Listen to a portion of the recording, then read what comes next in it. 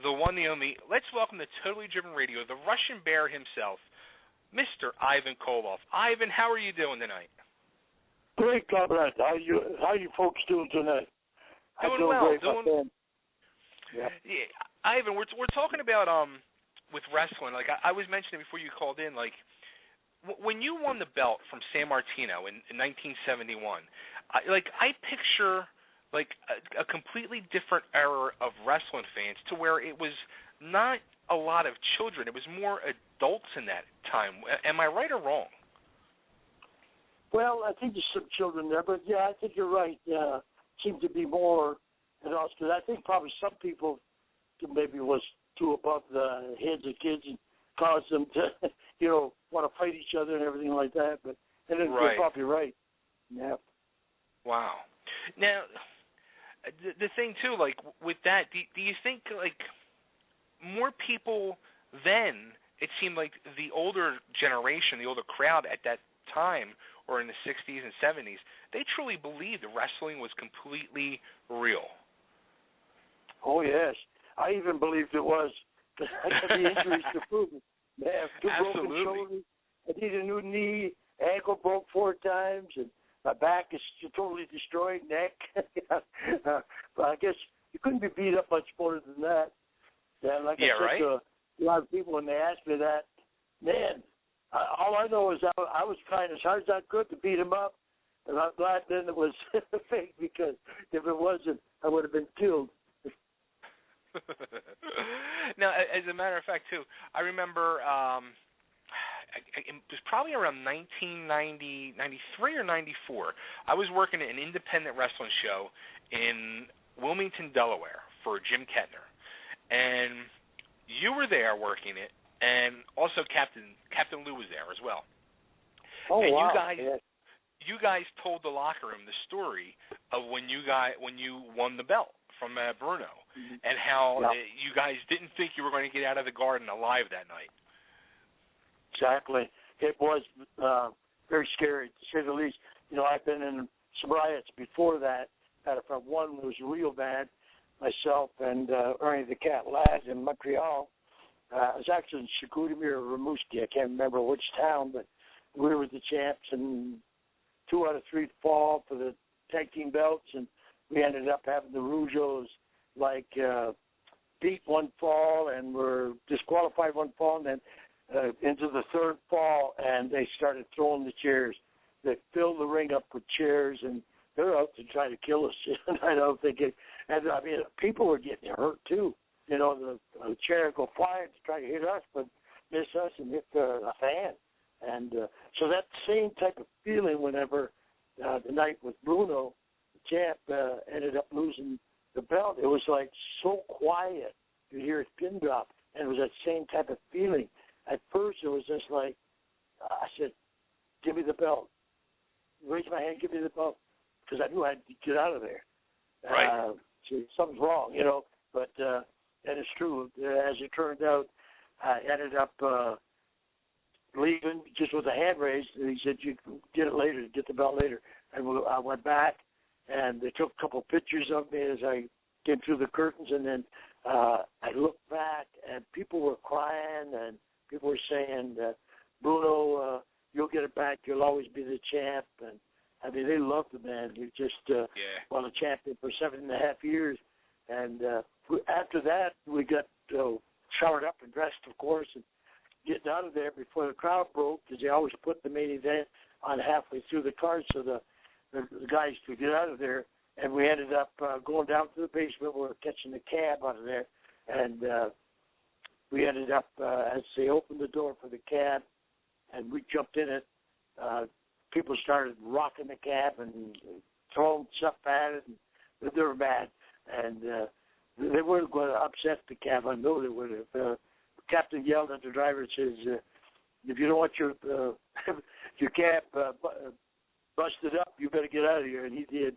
He stepped on it. And a few people had to move real quick to get out of his road, but he got us out of there. Even after that, I understand Captain said that the next day he was at a friend's place, I guess cafe or something, and they were talking about the match and how the people reacted. It was something, Captain, the way he was, he ended up never lost the words. He was ending up, I guess, explaining that that Italian, he got whooped and all this stuff. And the storekeeper, I guess, put a comment in there also that made this other customer in there really mad, and he ended up punching the manager of the store. I guess, I don't know, the captain said black eye or busted my mouth or nose or something. Anyway, I guess he was pretty angry about it. So you can't get it much more, intense than that, because people just have to understand that Bruno was loved. I mean, the people really felt that way. He was the champ, right, and nobody could beat him. And, man, I felt bad there for about 5 seconds, Now, is it true, too, that your first professional match was against Bruno? Well, it wasn't that. Actually, the very first 2-3 right around the Toronto area. I can't remember how many, but they used me a little bit on television around there, and I even went down to Buffalo and ended up, anyway, it was not too far off the first one, maybe third or fourth match. And I ended up, because I'd wrestled just about for a few months there before I went on the road. Every Thursday, Jeff Whitworth, the guy that trained me at his wrestling school, he would have a show on Thursday night, charge the people $1 back then, and the neighborhood would come in, and was a lot of guys that graduated the school from there would come down and help Jack out and putting on a show. And the new guys that way, when they got to learn the basics, they would get in there and sort of round them up by having an actual match in front of people, which was great. And that was quite an experience, just the idea of being able to wrestle like that. But he was one of the first ones that I wrestled, and I'll never forget it. I mean, Pittsburgh, Pennsylvania. I remember Jack coming up to me and saying, hey, kid, can you go down to Pittsburgh? Bull Johnson is one of the wrestlers. Can't make it.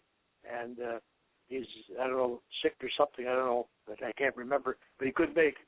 He's like, yeah, sure I can. Well, I'll hook up with these guys. They're going down there, and you'll be wrestling down there. So I went down. I knew they were doing a couple of tapes. I figured I'd be wrestling at least once. So I got down there right on the first match, or the first tape. They ended up telling me that I'd be wrestling against the champ. But what people didn't realize, I'm telling it there now, and the story's been out in my book and everything, is the bare facts by Ivan Koloff. Is that wrestling fake, But it's the idea that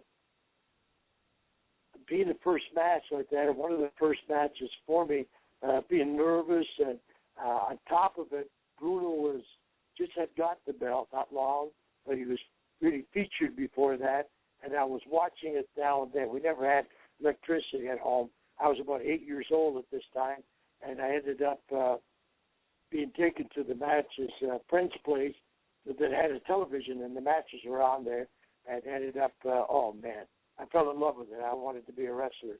So I ended up, that's why I went to the wrestling school. Kept the dream all those years, and I ended up, whatever I was told to wrestle Bruno in that first tape, I ended up listening to some of the old-timers in the dressing room where they told me, what you got to do when the champ goes down to his knee to say a prayer at the beginning, just attack him, because all the promoters will be watching this, and if you end up showing that you can do something, they'll book you. Of course, they're pulling my leg, but I fell for it because I didn't know. I ended up with Bruno, went down to and I was green, I knew the basics, but I was no professional by any means. I ended up attacking him, and I was kicking him hard, punching him, and I never forget Bruno's face. Look it up at him when I kicked him the first time, like to say, "Ooh, he's a stiff kid," like this kid's crazy or something. But it didn't take him long to get to his feet, and throw me around like a rag doll, and of all things, put me in the bear hug to defeat me that time. And that was when I was wrestling, of course, as an Irishman, long red hair and a beard. But I had really built myself up at the wrestling school from a guy who was 183 pounds to about 260 by this time. lifting a lot of heavy weights, and that built my body up. And so I looked like I could give the champ a go there. So, and I did the best I could, but I'll never forget it. It was great. It was the start, though, for me. After that, Jack Whitwood got me a week of wrestling around New York territory with Vince McMahon Sr., and he ended up using me Scranton, 3 or 4 places, and then down in the Washington television taping, and then I was supposed to catch Madison Square Gardens, the old Gardens, on the way out. There's 5 shots. I was supposed to pay $100 each shot. To me, that was like, man, a lot of money. You worked in a factory back then, for a week you got paid about $100, so that was good money, So I was excited about it. Yeah, that was my introduction to professional wrestling from 1962 right on through. Of course, after wrestling around Toronto and that for a couple of years, I guess, or a year and a half or whatever it was, I ended up working at the steel company there, Stelco, crane operator, and one of the youngest union stewards. I was 19 years old, just turned 20, and they had me as a union supervisor type thing. Stelco. Wow. I didn't know nothing about what I was doing, but I just used common sense. Like as they said, I complained about too much smoke and that happened in the office, and they said, well, such and such paragraphs says this, and I said, never mind the paragraphs. This man's complaining about not being able to do his work because of the smoke. All he's asking for is some kind of a mask or something to filter the smoke from coming in his mouth and nose and eyes. And sure we get something to help the guys from destroying their health.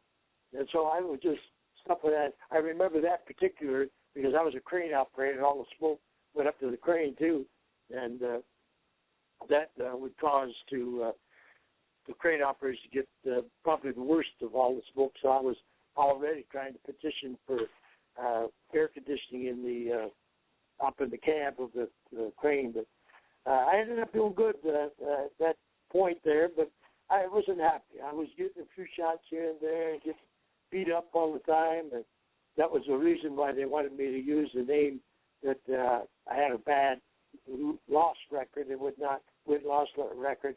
That wouldn't ruin my future, that thing. And he was right because mostly the matches I won or lost in was probably 95% over the next 5 years until 67. As a matter of fact, I ended up leaving that area and going to the West Coast about 1965 and wrestling out there for 2.5 years and doing quite good. At first, they just used me like, once a week, 2-3 times a week, and I guess they were impressed with me, and I ended up doing all right, I guess, to get by. Got a bouncer's job and offset it. Worked out at the gym there, Broadway Gym in Westminster, and ended up going over to Japan in a match. So that was the start of the Ivan Koloff thing, after Japan trip. Oh, okay. So that's when you started doing the Russian bear gimmick then. Well, after I came back, while I was in Japan, I actually met the promoter's brother over there. Jacques Rougeau was there, and I mean I'd never met him before, but it was the promoter. One of the promoters was Johnny Rougeau, and Jack Britton was the other promoter at the time that owned the territory, and we got along pretty good. Jock and I became friends over there, and he was impressed. And by this time, I'm close to 290, 300 pounds, and was moving really good, young guy, and I was determined I was going to be a wrestler, and ended up. I guess he convinced me that I'd make a good Russian. He said, you look a bit like Lenin in the face, I guess the old leader of the Soviet Union. And he says, how about coming to into the Montreal area, shaving your hair off your head, leaving the beard, and wrestling in that area? I think a Russian would do good there. So I said, yes, sir. So about 2 months later, I had a date there, and ended up getting back to Canada. I ended up moving out of the British Columbia area and going to Calgary for a couple months just to kill time. But Dale Haywood, it turned out to be Buddy Roberts, the guy that wrestled as one of the Freebirds and Hollywood Blonde. Right. And he's just started the business. He was a few years younger than me, so I got him started up there. He came to Calgary with me and on to Montreal. Got him started up there, and was along. He was main eventer and Hollywood Blonde, him and Jerry Brown. But that was the start, man, and it was exciting because I tell so many of these stories and what happened, more detail as far as Calgary was concerned, the British Columbia area. I wrestled Washington State, down into Oregon State, and all of British Columbia, and even trips to Winnipeg, and they had us going all over the place. And I met some great wrestlers back in those times, Don Leo Jonathan, the Tolos brothers, the McClarty brothers, and, oh, man, Eric Froelich, Abdullah the Butcher was just starting that time. And the Rock's dad, Rocky Johnson, was just starting. Matter of fact, there towards the time I was leaving that area, they were the main event. Abdullah against Rocky Johnson. And I remember they were having wild matches all over the place. At Abdullah the Butcher, everybody was bleeding, and including himself. Yeah. How is that? Like to going through so many years of wrestling and seeing so many guys like that start and then grow to such huge heights. I mean, that's got to be pretty incredible. Yes, it really. And I think the secret to that was simply that I was always a very quiet kid, especially as a youngster. I would actually I was a mama's boy, but don't tell nobody. I ended up from kids, in the family, 10 kids, there were 7 boys and 3 girls. I was right in the middle, and they always, because my mom was after 8 years old, and I was saying I was going to be a wrestler. My mama was going around calling me her little champ. So, of course, my brothers had to test me, a youngster like that going around saying, yeah, I'm going to be world champion one day and all this stuff. She didn't help it by saying that. Of course, we'd get into some real fights as years went on, into the teenage years and all that, man. I remember having fights, serious stuff, bloody nose and black eyes, and, and it was quite a thrill. It was just quite an experience, to say the least. But I guess the progression of wanting so much to be a wrestler really made me hang in there. So I think these guys all took a liking to me because I was, so determined, quiet, and I wasn't afraid to ask questions. And but I guess they would say even the guys that supposedly wrestled against me, they'd end up coming back to me and saying, "Hey, kid, don't ever do that," or something. If I held off and caught him in the throat or kicked him in the groin or something. Right. But most of these old guys around here, the tough old guys, that they'd finish your career off in one match, you end up doing that to them. So I had to learn, some things you just didn't do, and you didn't behave that way around. And I think just learning like that, listening to these guys, respecting them, I picked up a lot of stuff. So over the years, from 62 to 67, by the time I got to Montreal, I was learning, Matter of fact, I was winning some matches, and I even went 2 out of 3 falls with Don Leo Jonathan in one town, and I couldn't believe that. But we're doing winner to the match. He won a fall, I won a fall, and then we went through the time limit. And I don't know how that ever happened, because Don Leo Jonathan, I don't know if you know, he was a guy about 330, 6'7" or something, and so agile. He grabbed the top rope as he jumped up in the apron, and he drew a backflip into the ring. So agile, drop kick. He read the story about Don Leo Jonathan, and I heard him tell it, so I know it was the truth because I had to ask him about it. He said when he went hunting, he wanted to make it fair, so he didn't take a gun or a bow and arrow. He'd take a knife and put his running shoes on, get on the trail of a deer, and chase it down. And when he caught the deer, he would end up killing it and skinning it right there, or bleeding it out right there, gutting it, putting it on his shoulder, taking it home. That's a real hunter.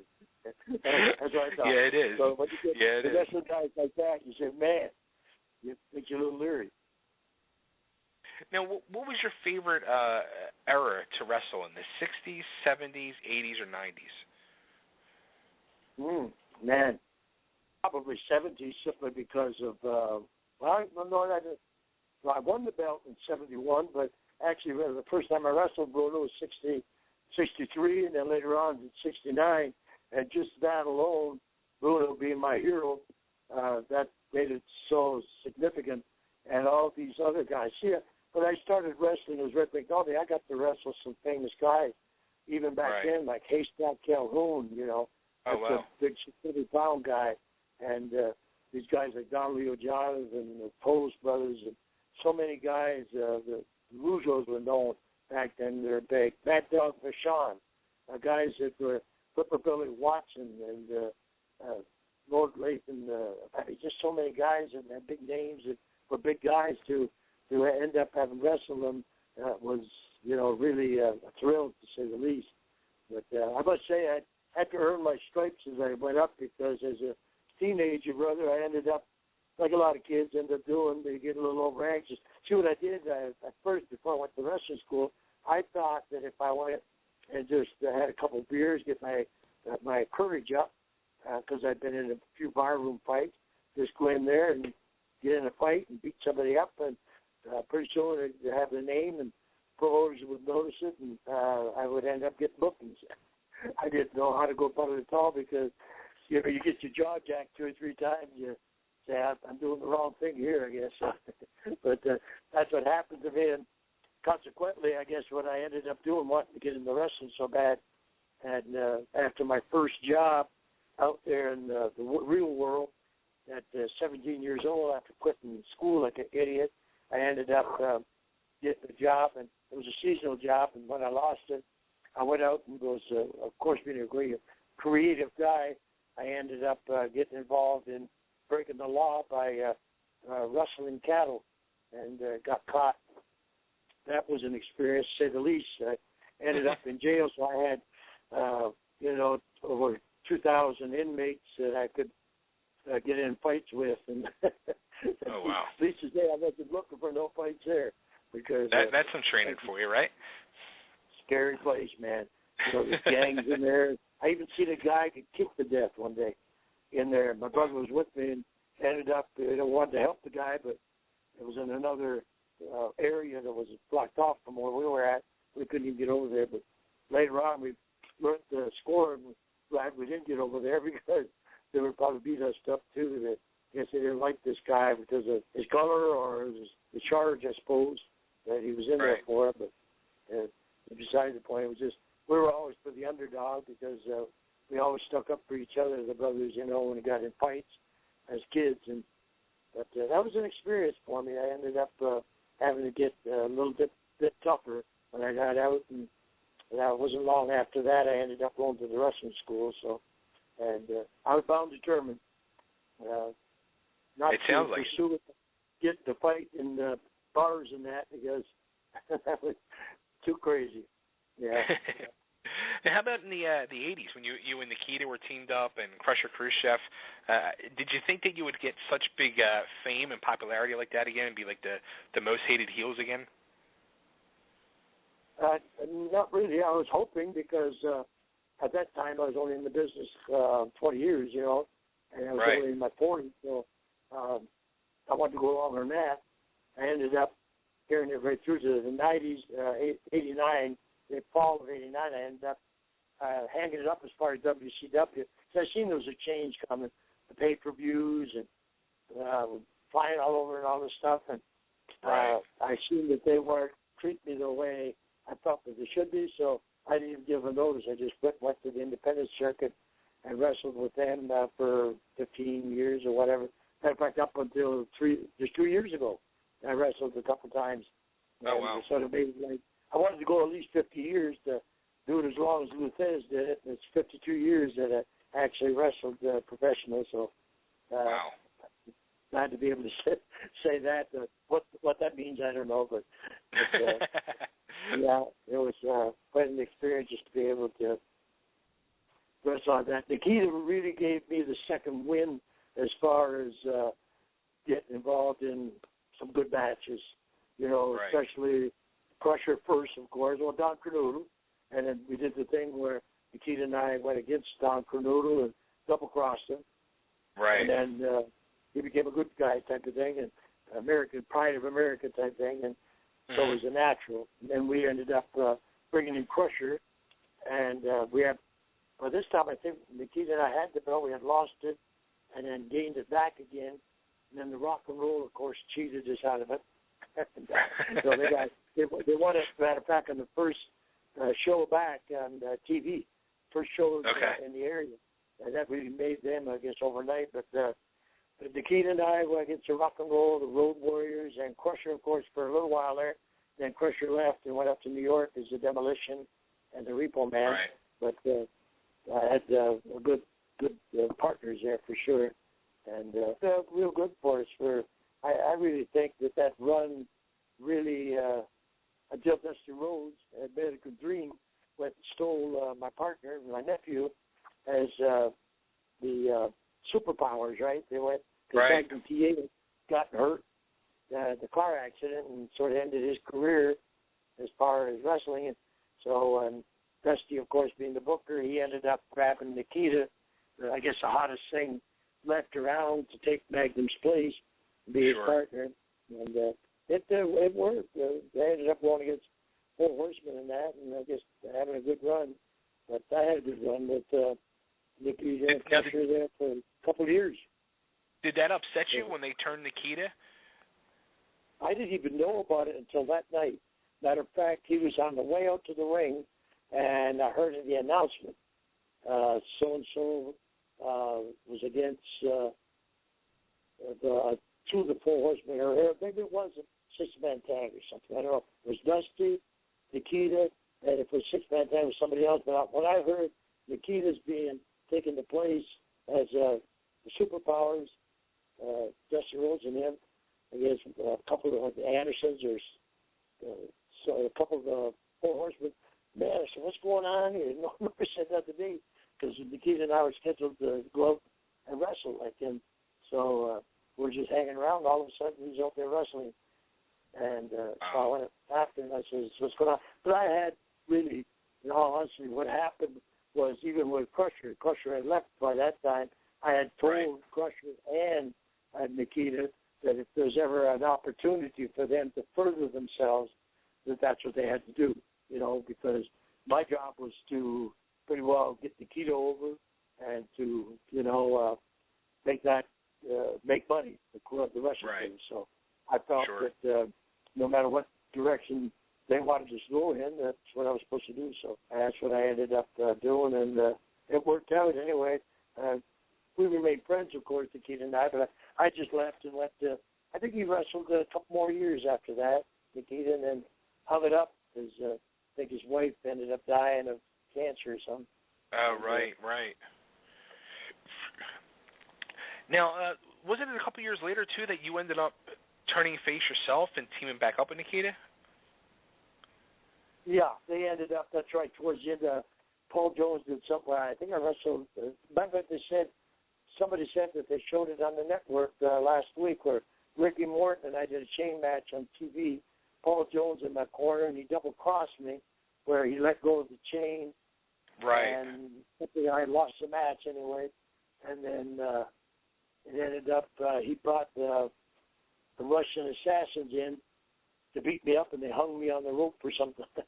And, right. I didn't feel, you know, I did the best I could with that because I didn't know that was going to be it until it happened, you know.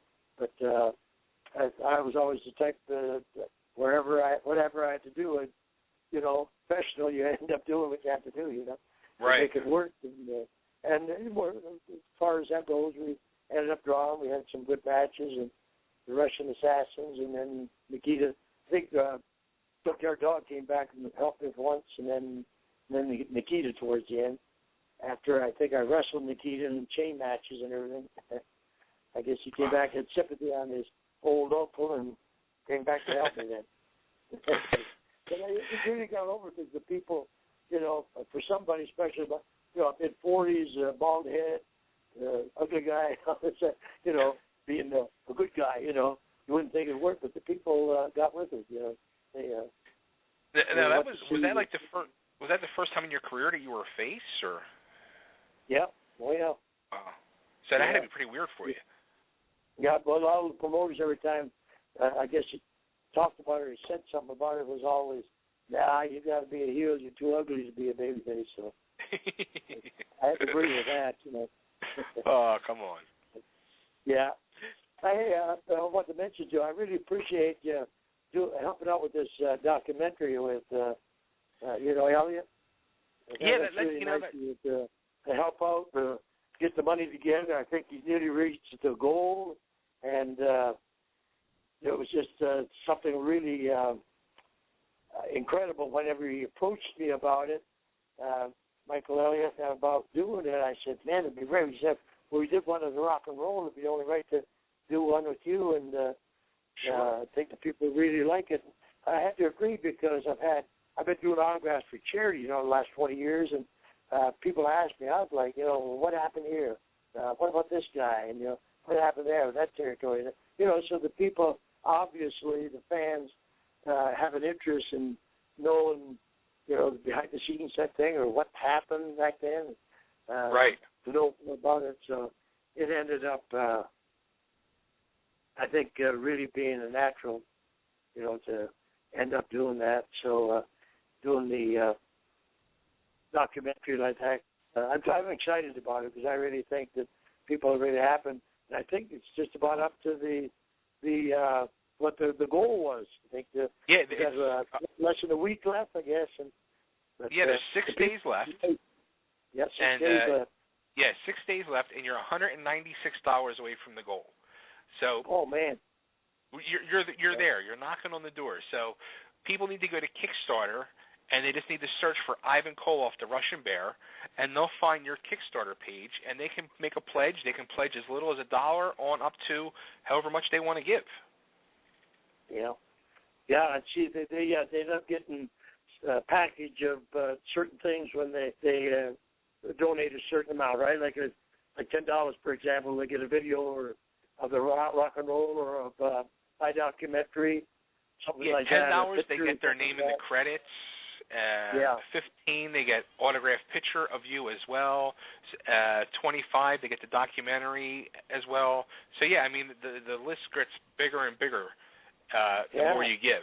So it's got to be kind of cool for you. Did you ever think like somebody would want to make a documentary about your life? No, not really. But I've been asked a lot, you know, even by churches, because I've been a Christian, you know, in 95, and I ended up going out there now a lot, especially with my testimony and, you know, going through so much stuff, not only with the incarcerated before, but also the drugs and the alcohol, being a drug addict and alcoholic and all that.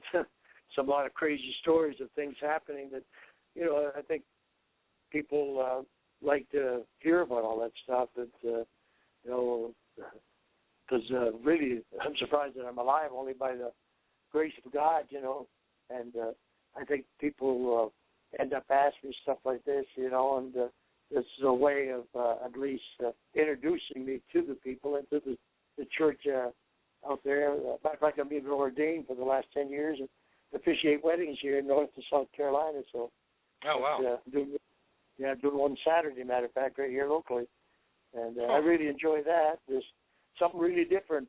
Not taking no bumps. You're getting hit over the head with the chair, and the hook couples up, you know, and it's great. That's nice. That's nice. So, you know, you were saying like you were a big drug addict and all this.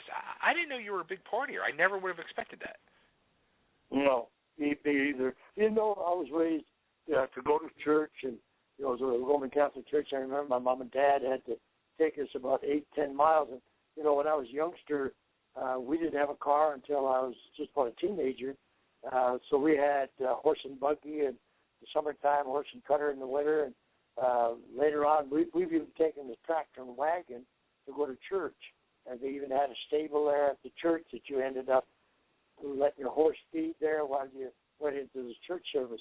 So I knew, you know, what God had, and who God was and everything, but it was just the type of thing that I just took for granted, I guess, and that I was,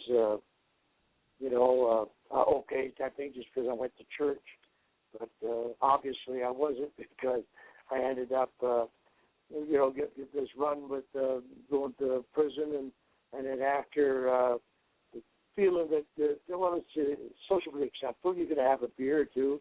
I mean, we're working like men since we were 8 years old, milking cows and taking in crops and all that. So if you work like a man, you should be able to have a beer or two now and then. So that was pretty well the way we looked at it. So as a teenager and getting out there and starting to wrestle and weightlift and all that, going to bars and that was a big thing. So even after I was out wrestling and graduated school and out wrestling, and figured that not only having a few beers, and pretty soon you get some injuries, so you're taking some pills for the injury, whether it's painkillers or something to get the swelling down or help you to sleep. Pretty soon you're not only hooked on the booze and you're going stronger with that and the whiskey, but you're not only taking painkillers, but you're into the marijuana and recreational drugs like cocaine and all this. And you're doing stupid stuff like fighting on airplanes, bars, Japan, all over the world type of thing, because I traveled a lot, Australia and all this. And whenever you end up taking something, you're not responsible. I mean, you are responsible, but you're not acting responsible, and you're not sticking to the law. It's a wonder. It's only by the grace of God that I'm even alive, let alone the fact that I didn't get really crippled up back. I've been in car accidents where I totaled the car, just came out with a couple dozen stitches, and man, it's incredible. Some of the stories, that must have been just God put a protective angel over me. I don't know if that's even biblical as far as at that time. I do know that whenever I was in trouble, I always called out to Jesus. And so maybe God honored that to the effect of keeping me alive. But I didn't really accept Christ until 1995. My nephew Nikita realized all these years that I was a drug addict, alcoholic, and he rode in the car with me, of course, and he had to roll the window down. And, he wasn't a snob or anything like that, but he was really into health, and he was an educated guy, college graduate.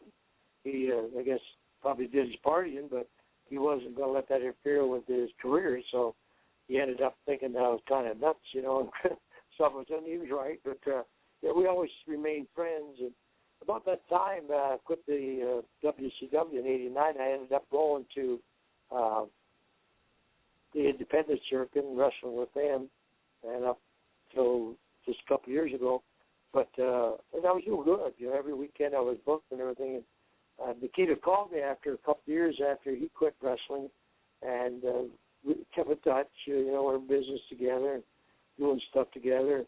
One day I was, really struggling with this stuff because I really thought that I was strong enough to be able to. Hey, I got into wrestling. I was a small guy. I'd, go around wrestling, dislocated shoulders and sprained ankles and broken ribs and all this, and tough enough to do that. I can quit this drugs. I can quit this alcohol and the smoking, the crazy stuff and all this. And I ended up trying to do it on my own. I couldn't do it. I just go back to it. Throw it away, go back and throw it away again, get it again. Anyway, it's a vicious circle. Nikita called me around that 95 there and ended up telling me, hey, Uncle, I know what you need in your life. You need Jesus in your life. He had become a born-again Christian himself, Nikita, and he was witnessing to me about it. And he said, I need Jesus. I said, what are you talking about, Nicky? I was raised in church. I know who Jesus is. He says, it's not that, Uncle. The devil knows who Jesus is, too, but that doesn't make him a Christian. And he got my attention there because I could never remember actually, realizing that Jesus was my Savior and asked him to be my Lord also. The idea that he paid the price for my sins and that I could have a new start and forgiveness of all the sins, past, present, and future. So I said, man, I'm going for this. And I realized that was true. So I ended up showing up at the church, and about 3,000 people seen me go forward, and I was at that church, and God did a special thing to me that day. I was this Catholic boy, ended up being overcome by the Spirit and knocked down. And I remember thinking, I could see if it was Andre the Giant or Road Warrior Animal giving me a sick or something, I'd be going down. But down deep I knew it was God, because I was knocked down so gently, but yet so forcefully, that it wasn't me doing it at all. It was the type of thing that God wanted to impress me enough to know that I knew that He was the truth, that He was a true God, that who He was, and that He is powerful, and that He was recognizing the fact that I was asking Him to come into my heart, and that day changed my life, because not right away, but they told me to get into the Word. That was Jesus was the Word, and as I filtered out the junk out of my soul type thing, I put in the good stuff, put Jesus in there by the Word, and it happened just like they said it would. I ended up, my faith grew because of getting the Bible in me, getting the Word in me. After a couple of years, I was rid of all the stuff. It didn't come all at once, but it was like the chewing tobacco went, the marijuana went, the booze went, and over a few years it was all gone, and it's like a miracle. It really is. That not have a feeling now like I had before, that have to chew that tobacco, or that right. you have to have that drug. Of course, the doctors got me on a couple of medicines simply because of my health. I know that that's something that's not going to get me off of the track. So, but that's an example. Now, have you and Nikita remained very close? It sounds like you guys have remained close, almost like that true uncle-nephew relationship. Yeah, actually we have, because we end up doing some ministry stuff together. We have done in the past for the last 10 years, I guess, at least. Maybe more than that now, 15 years. We end up going out and doing what we call crusades. That's just one of the things. We do also things at churches together. He usually goes by himself to most churches and preaches, but sometimes we've been together doing it. And the crusades is something like putting on wrestling matches and then taking the wrestling show. People enjoy that, and then we get up and give a couple of testimonies to people like myself that they recognize from the past, and just a short thing, 5-10 minutes, and we end up getting into why you need God in your life. And man, we've had people come, and 400 or 500 people come forward and realize that if it can do that for this old bald-headed Russian, it can do that for me too, and I'm having trouble. So it's a good thing. It's a good thing. And we get to do that quite a bit. Matter of fact, I'm doing a couple here next month locally, one in Targo, one in Williamston. George South from the Charlotte area, he's got a wrestling school. He's going to come up with his crew, and they're having a lot of guys there. Rock and Roll Express, Superstar, the Mass Superstar, several guys, myself, and two, three names, and then a bunch of great wrestlers also. And we're going to do it, and we're excited about it. You know, it's more excited about this than the wrestling now. The wrestling's for God now. So how about it? Is any other people appear in this documentary? Do they share stories about you, or? I hope so. I called Nikita and left a message for him to call Michael, Elliott, and to get some done. I'm sure that's what he's raising his money for, to be able to get to other guys and to be able to, pay the expenses of having them come in and, I suppose, add to it and tell some stories. I hope they're not all bad stories, but I expect that. Yeah, that's kind of crazy at times. So now, how about that? I mean, you got to be kind of curious too. Once it's all said and done and all finalized, to be able to sit and watch all the interviews where people are reminiscing about you. Yeah, it would be great. Yeah, I think it will be great. I hope they're not afraid to, say what's on their heart, because, I know what it was like back then. And matter of fact, I arm wrestled one guy in Japan, one of the American wrestlers, and he put me down once. He put me down twice. I was pretty drunk. And the third time I said, "You put me down one more time, Buck." I said, "Let's try it one more time." I said, because Mad Dog was telling me the story next day. He said, "You said to him, 'You put me down this time, I'm going to punch you right in the nose.'" Well, I guess the guy thought I was kidding. He put me down. I punched him in the nose. I mean, blood all over, tore the whole bar. It cost $3,000. They said there was about 10 wrestlers in the card, so everybody had to put in like $300. So everybody on the rest of the tour, I guess, was upset with me because I wrecked the bar, and they had to chip in to pay for it, you know. I was a villain then. But, that's funny.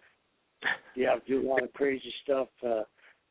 Stuff like going up to, we're in Chicago one time, and we're going down the hall, a cell. I think Nikita was quite a ways behind me, and I see Hawk and animals in front of him about 50 feet coming towards me. And I went up to him, and I hit him hard in the chest with an open hand, two hands, like, you know, and I said, "You big old SOB," like that. And he just looked at me and started laughing. He might have moved like a half inch, you know, when I pushed on real hard. And I mean, if that would have been Hawk would have, I would have had to get beat up there because Hawk was the type of guy. He even said it next day. He says, "Yeah, I see what you did to my brother. You tried doing that to me, and you're going to have to fight me." That's what Hawk said the next day. I says, "Hawk, I was drunk. I didn't want to." He said, "I don't care if you're drunk or not." He was funny. I think of him often. God bless him. He died young, too young. Hawk was a character. But, yeah, that's just one example of how I've been. But let me give you a couple examples of how God is now and why everybody needs him in his life. We had an accident about 9 years ago, my wife and I, totaled the car. It was a Buick car, a big car, and we ended up going around the bypass around Charlotte on the east side of town, and Idlewild Road exit. We see the sign that said Chick-fil-A. We were hungry, so I said, "Let's go off there." And as we got off, there was another sign saying 3 miles. So we said, "That's too far. Let's go down the road a little more." So I went to cross over. There was a light there. I had to stop for red light and then cross over and get back on the freeway type things. And as the light turned red, it wasn't a big rush. I stepped on it, gave the time. There was traffic behind me. So I went ahead. This lady in the SUV came through it. I guess she didn't see it, 45, 50 miles an hour, and T-boned me right in the driver's side. Broke 6 ribs, my sternum, and, oh, man, it felt like my back was broke. But just let you know how this all transpired. I remember as the SUV's coming at me, I had time to yell, "We're going to get hit. Jesus." Yeah, that was my prayer. That's all I had time for. And knocked out. Both was unconscious. Woke up. Had to be 5-10 minutes later because the police was there already. And I said, I remember it hurting so bad in the back. I says, "Jesus, please, my back feels broke. You said you wouldn't put more on me than I could take. Help." And just as I said that, the back passenger door opened up in the car on that side because I wasn't injured over there in the car. And this gentleman jumped in the car with a little satchel, and it was a doctor. And he says, "Your back is hurting." I said, "I think it's broke up." And he introduced himself. And he said, "I got something for you." He gave me a shot. Just like that. I guess it was to take the pain.